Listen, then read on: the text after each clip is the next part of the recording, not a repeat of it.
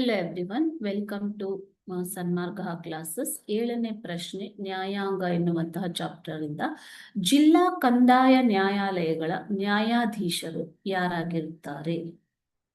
ಜಿಲ್ಲಾ ಕಂದಾಯ ನ್ಯಾಯಾಲಯಗಳ ನ್ಯಾಯಾಧೀಶರು ಯಾರಾಗಿರುತ್ತಾರೆ ಅಂತ ಕೇಳಿದರೆ, ಜಿಲ್ಲಾ ಕಂದಾಯ ನ್ಯಾಯಾಲಯಗಳು ಅಥವಾ ಜಿಲ್ಲಾ ಮ್ಯಾಜಿಸ್ಟ್ರೇಟ್ ನ್ಯಾಯಾಲಯ ಅಂತ ಕೂಡ ಇದನ್ನು ಕರೀತಾರೆ ಮಕ್ಕಳು. ಓಕೆನಾ? ಜಿಲ್ಲಾ ಮ್ಯಾಜಿಸ್ಟ್ರೇಟ್ ನ್ಯಾಯಾಲಯ.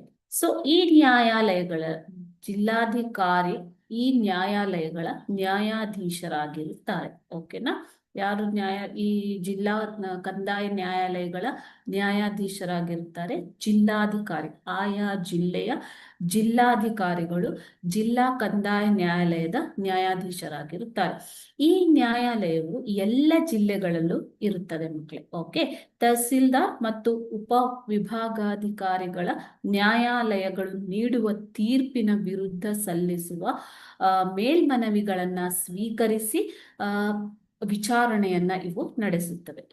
ತಾಲೂಕು ಮಟ್ಟದಲ್ಲಿ ತಹಸೀಲ್ದಾರ್ ಮತ್ತು ಉಪವಿಭಾಗಾಧಿಕಾರಿಗಳ ನ್ಯಾಯಾಲಯ ತೀರ್ಪಿನ ವಿರುದ್ಧ, ಈ ನ್ಯಾಯಾಲಯಗಳ ತೀರ್ಪಿನ ವಿರುದ್ಧ ಸಲ್ಲಿಸಿರುವಂತಹ ಮೇಲ್ಮನವಿಗಳ ವಿಚಾರಣೆಯನ್ನ ಇವು ನಡೆಸುತ್ತವೆ.